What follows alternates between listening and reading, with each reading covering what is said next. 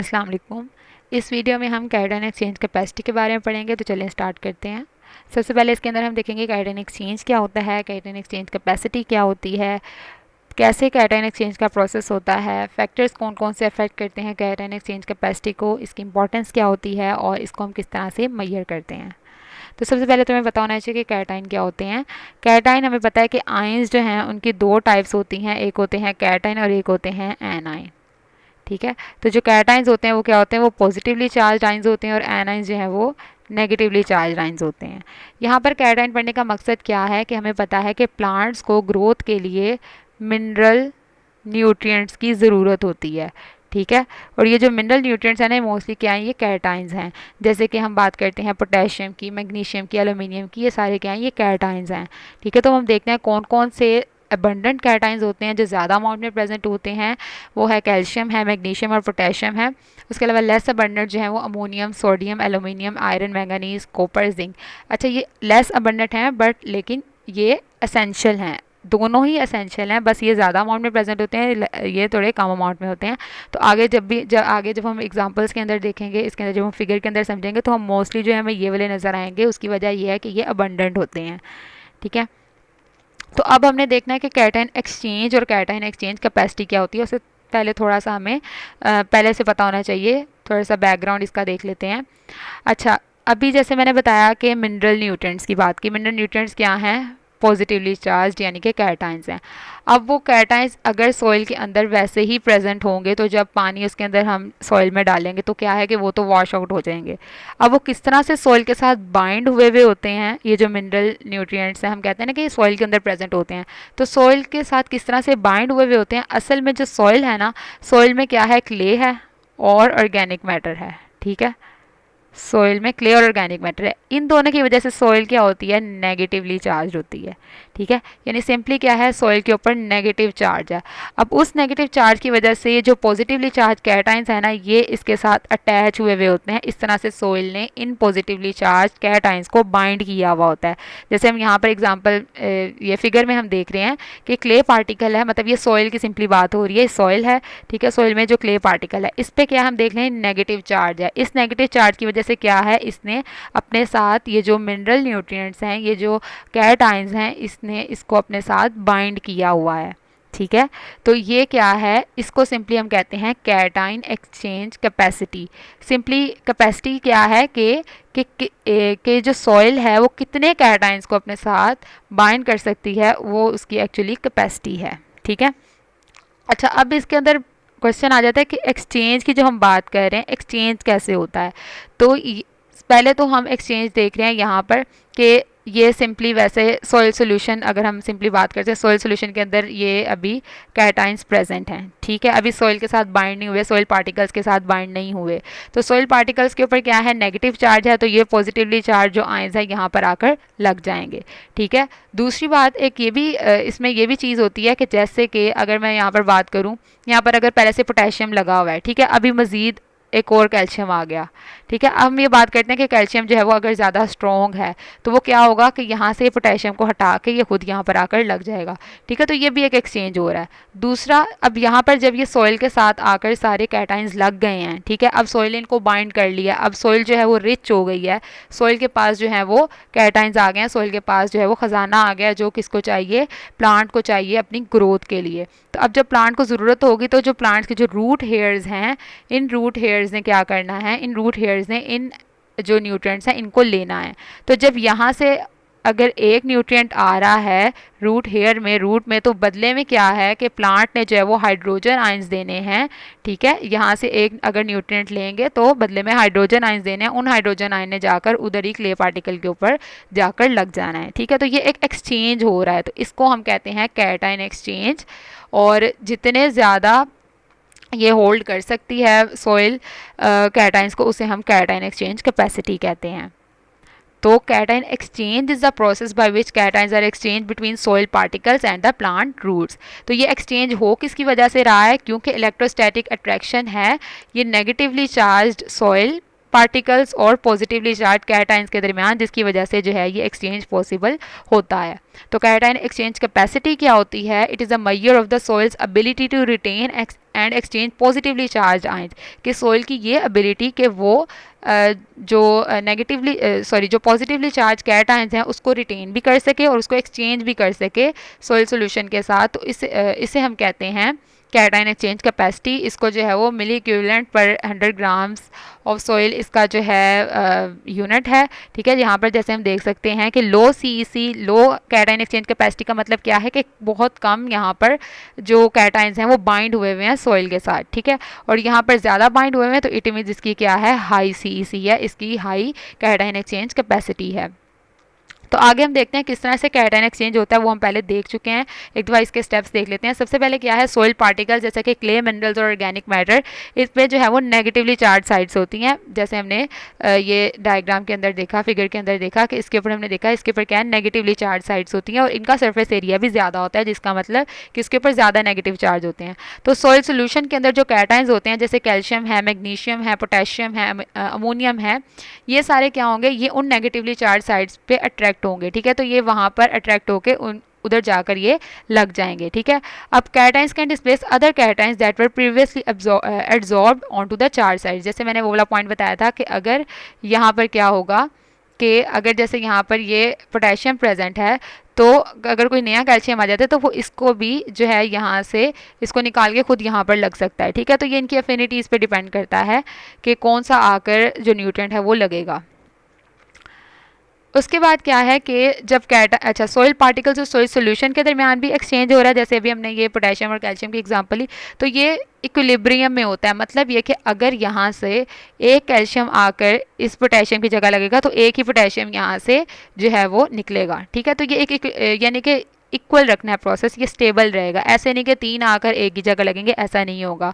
ठीक है, ये यहाँ से 3 निकलेंगे तो एक आके लगेगा, ऐसा भी नहीं होगा। ठीक है, एक निकलेगा तो एक ही आके लगेगा।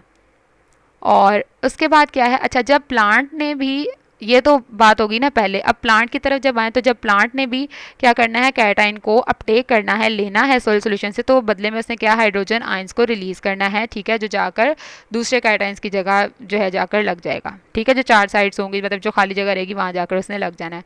तो इसकी वजह से क्या होगा कि जो पहले से एब्जॉर्ब कैटाइंस हैं वो प्लांट मतलब कि वो अवेलेबल हो जाएंगे प्लांट को। ठीक है, इस तरह से सिंपल बात यह है कि इस तरह जो न्यूट्रिएंट्स हैं वो कंटिन्यूसली जो है वो प्लांट को सप्लाई होते रहते हैं ग्रोथ के लिए।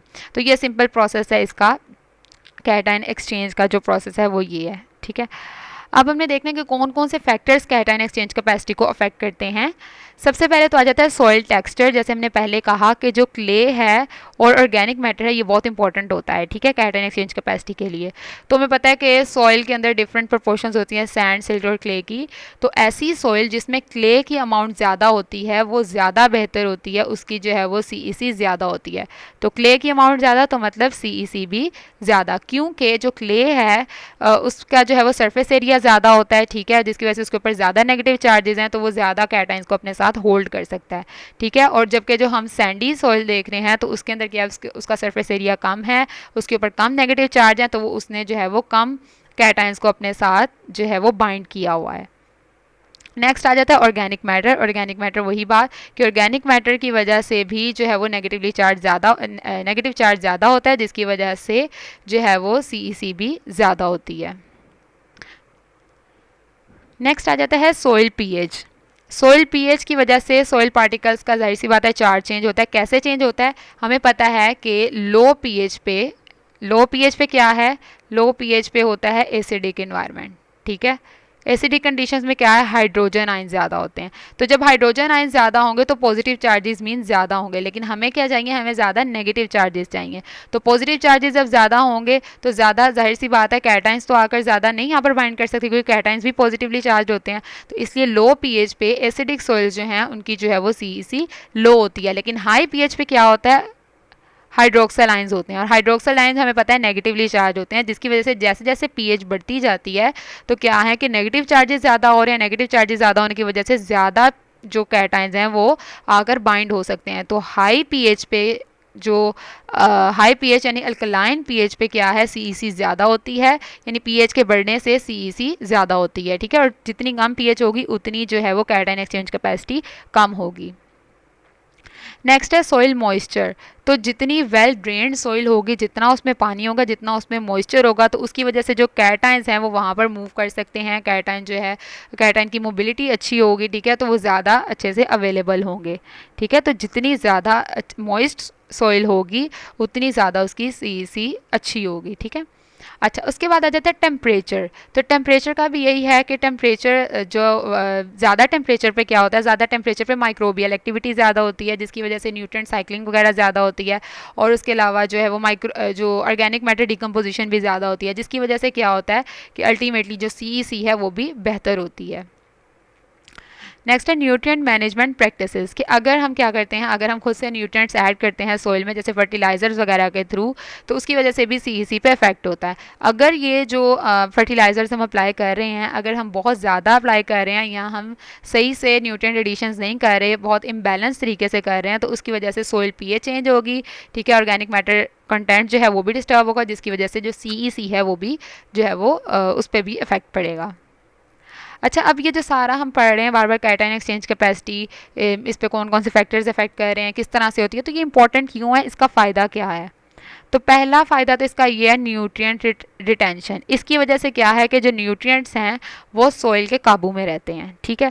यानी कि अगर अगर ये फॉर एग्जांपल अगर ये पॉजिटिवली कैटायन जो हैं नेगेटिवली चार्ज्ड सॉइल के साथ बाइंड नहीं हुए हुए होंगे, तो उसकी वजह से फिर क्या होगा कि अगर बहुत ज़्यादा हम पानी डालते हैं, ठीक है, सॉइल में पानी डालते हैं, जैसे रन ऑफ वगैरह होता है, तो क्या होगा कि वो जो न्यूट्रिएंट्स भी हैं वो उसके साथ जो है पानी के साथ चले जाएंगे और सॉइल जो है वो खाली रह जाएगी, सॉइल के पास कुछ भी नहीं बचेगा, ठीक है। तो इसलिए जो है वो न्यूट्रिएंट रिटेन करने की जो कैपेसिटी है एक्चुअली वो ही तो सीईसी है। तो जितनी सीईसी अच्छी है मतलब उतने ज़्यादा अच्छे से न्यूट्रिएंट जो हैं वो सॉइल में रिटेन होंगे। फिर है न्यूट्रिएंट बफरिंग। अच्छा, अगर क्या है कि अगर बहुत ज़्यादा लॉस ऑफ न्यूट्रिएंट हो जाता है किसी वजह से, तो यानी बहुत ज़्यादा रेनफॉल होता है जिसकी वजह से मतलब कि न्यूट्रिएंट बहुत ज़्यादा लॉस हो जाते हैं, तो इसका फ़ायदा क्या होगा, सीईसी का फ़ायदा ये होगा कि सीईसी ने क्या किया, यानी कैटायन एक्सचेंज कैपेसिटी की वजह से क्या होता है कि सॉइल के अंदर न्यूट्रिएंट्स रिटेन हुए हुए होते हैं, ठीक है। तो जब ये रिटेन हुए हुए होते हैं तो यानी कि इन्होंने संभाल के रखे हुए हैं न्यूट्रिएंट्स, तो क्या होगा कि जब न्यूट्रिएंट डेफिशिएंसी अगर होने का मतलब इसमें न्यूट्रिएंट डेफिशिएंसी होने का खतरा नहीं होता, क्योंकि एक कि जब प्लांट को ज़रूरत होगी तो वहाँ से जो है वो न्यूट्रिएंट्स प्लांट जो है वो लेते रहेंगे। सॉइल फर्टिलिटी, इसकी वजह से जाहिर सी बात है जितनी न्यूट्रिएंट रिच सॉइल होगी उतनी जो है वो सॉइल जो है वो फर्टाइल होगी, ठीक है। तो सीईसी जितनी ज़्यादा है तो उतनी जो है वो सॉइल क्या है, फर्टाइल है।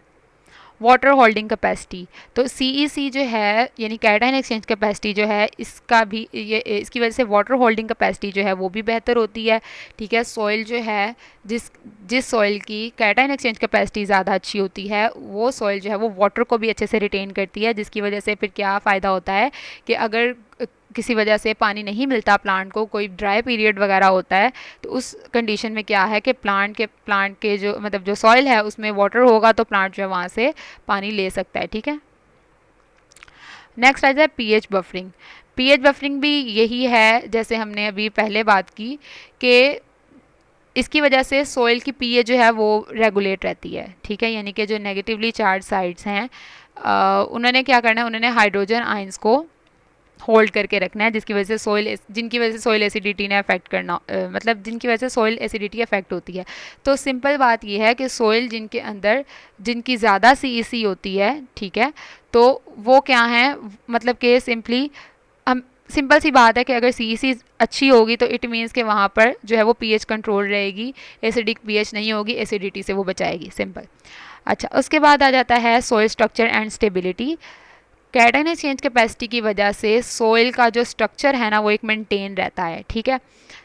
जो क्ले पार्टिकल्स और ऑर्गेनिक मैटर वगैरह हैं, इनकी वजह से क्या होता है, सॉइल पार्टिकल आपस में बाइंड होकर रहते हैं, जुड़े जुड़े रहते हैं, जिसकी वजह से क्या है, एक तो सॉइल का स्ट्रक्चर इंप्रूव होता है, दूसरी बात ये कि इरोजन जो है इसकी वजह से फिर नहीं होती है, ठीक है। तो जितनी ज़्यादा अच्छी जो एग्रीगेटेड सॉइल होती है वो उसमें उतनी अच्छी जो है वाटर इन्फिल्ट्रेशन होती है, रूट पेनिट्रेशन उसमें अच्छी होती है, मतलब ओवरऑल सॉइल हेल्थ जो है वो अच्छी होती है। अब इस जो कैटायन एक्सचेंज कैपेसिटी है इसको हम इंक्रीज़ कैसे करते हैं, इसको हम बेहतर कैसे कर सकते हैं। तो इसको बेहतर करने के लिए क्या है कि लाइम ऐड करना है। लाइम ऐड करने की वजह से क्या होगा, लाइम ऐड करने से पीएच इंक्रीज़ होगी, और पीएच इंक्रीज़ होगी तो ऑब्वियसली जो कैटायन एक्सचेंज कैपेसिटी है वो भी बेहतर होगी। इसके अलावा क्ले कंडीशनर्स ऐड करने और ऑर्गेनिक मैटर को ऐड करना है। तो ये 3 ही चीज़ें थी मेन के हाई पीएच चाहिए होती है, ठीक है, और क्ले की अच्छी अमाउंट चाहिए होती है, ऑर्गेनिक मैटर की अच्छी अमाउंट चाहिए होती है। ये तीनों चीज़ें होंगी तो कैटायन एक्सचेंज कैपेसिटी जो है वो बहुत अच्छी होगी। अच्छा, अब इसको मैयर किस तरह से किया जाता है, इसके वैसे तो अगर हम स्टेप बाय स्टेप करें तो काफ़ी लंबा हो जाएगा, तो हम इसको जो है वो सिंपल स्टेप बाय स्टेप देख लेते हैं। सबसे पहले क्या करना है, सबसे पहले तो जिस सॉइल की सीईसी चेक करनी है हमने वहाँ से सॉइल सैंपल लेने हैं, ठीक है, और फिर हमने क्या करना है कि उनको एयर ड्राइड कर लेना है। और उसके बाद मतलब हमने देखना है उसके अंदर कोई भी किसी किस्म की अनवांटेड चीज़ ना रहे, उसमें कोई भी डेब्रिस ना रहे, कोई उसमें वेस्ट चीज़ जो है, वेस्ट चीज़ मतलब कि कोई डस्ट पार्टिकल या सिंपल हम कह सकते हैं, यानी जो चीज़ हमें नहीं चाहिए वो उसके अंदर नहीं होनी चाहिए, ठीक है, मतलब कोई भी उसके अंदर गंद वगैरह नहीं होना चाहिए।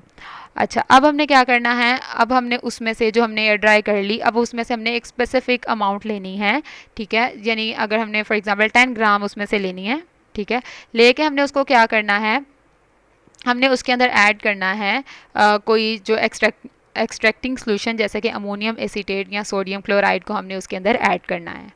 उसके बाद हमने उसको अच्छी तरह से मिक्स करना है ताकि उसके अंदर जो कैटाइंस हैं सोल्यूशन और सॉइल के दरमियान जो कैटाइन एक्सचेंज होना है वो हो जाए। उसके बाद हमने एक प्रॉपर टाइम के बाद हमने क्या करना है कि सेंट्रीफ्यूगेशन या फिल्ट्रेशन के थ्रू वो जो सॉइल पार्टिकल्स थे उनको सोल्यूशन से अलग कर देना है, ठीक है। अब हमने वो जो मतलब उसके अंदर से अब हमने क्या करना है, उसको हमने लेबॉर्ट्री टेक्निक जैसे कि एटॉमिक एब्जॉर्प्शन, स्पेक्ट्रोस्कोपी और आयन क्रोमेटोग्राफी वगैरह के थ्रू हमने देख लेना कि कितने कैटाइंस जो हैं वो एक्सचेंज हुए हैं, ठीक है, और कैटाइन की कंसनट्रेशन की बेस पे फिर हम क्या करेंगे, सीईसी को कैलकुलेट कर लेंगे। तो ये सिंपली था हमारा कैटाइन एक्सचेंज कैपेसिटी, जिसके अंदर सबसे पहले हमने देखा कि कैटाइन एक्सचेंज कैपेसिटी क्या होती है, कैटाइंस क्या होते हैं, कैटाइन एक्सचेंज किस तरह से होता है, और हमने देखा कि सॉइल सोल्यूशन और सॉइल पार्टिकल्स के दरमियान भी कैटाइन एक्सचेंज होता है, और फिर उसके बाद सॉइल पार्टिकल और जो प्लांट है, प्लांट रूट्स हैं, उसके दरमियान भी कैटाइन एक्सचेंज होता है। और जितने ज़्यादा जो हैं वो कैटाइन एक्सचेंज कैपेसिटी क्या होती है कि जो सॉइल है वो कितने कैटाइंस को अपने साथ बाइंड कर सकता है, कितने पॉजिटिवली चार्ज पार्टिकल्स को अपने साथ बाइंड कर सकता है। फिर हमने देखा कि जो क्ले पार्टिकल हैं, ऑर्गेनिक मैटर है और पीएच ज़्यादा होने की वजह से कैटाइन एक्सचेंज कैपेसिटी ज़्यादा बेहतर होती है, ठीक है। और अगर हमने इसको कैटाइन एक्सचेंज कैपेसिटी को बेहतर करना है तो हम इन्हीं 3 चीज़ों को जो है वो मेंटेन करके तो हम कैटाइन एक्सचेंज कैपेसिटी को बेहतर कर सकते हैं, ठीक है। उम्मीद है आपको इस लेक्चर की समझ आई होगी। अगर आपको इसकी समझ आई है तो वीडियो को लाइक करें और चैनल को सब्सक्राइब करें। उसके अलावा अगर आपने कोई और टॉपिक समझना है तो आप कमेंट सेक्शन में बता सकते हैं। Thank you.